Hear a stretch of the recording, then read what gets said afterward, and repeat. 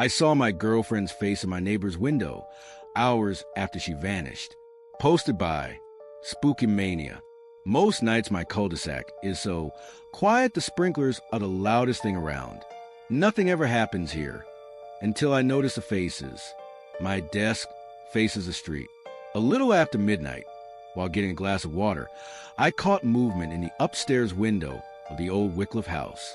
Two small faces pressed the glass like curious children, except their eyes were too wide, their noses slightly off. They're almost smiles, not smiles at all. I blinked. The curtains swayed shut. I told myself it was headlights, or maybe a reflection from a late-night dog walker. But something about the way those faces disappeared, like they'd been pulled back by invisible strings, sat heavy in my chest. The next night, I left the lights off and waited. At 12:07, there were three, perfectly still, no fog of breath on the glass. A passing car's headlights washed over the house, and, as if on cue, the curtains snapped closed. I tried to convince myself they were just visiting relatives, but every night they came back. Sometimes they multiplied. Sometimes one tilted its head and blinked, slow, deliberate, like it knew exactly where I was standing. By the fourth night, I set up my phone to record.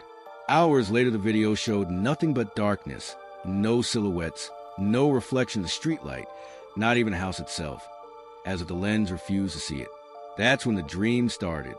I'd wake up convinced someone had been whispering in the corner of my room, the air heavy with a smell like damp earth. One morning, I found my desk chair turned toward the window. I hadn't touched it. Last night, I finally worked up the nerve to cross the street. I told myself I'd just look from the sidewalk, prove it was nothing, but the Wycliffe house was darker than the sky above it. No porch light, no hum of an AC unit. My phone's flashlight barely cut the air.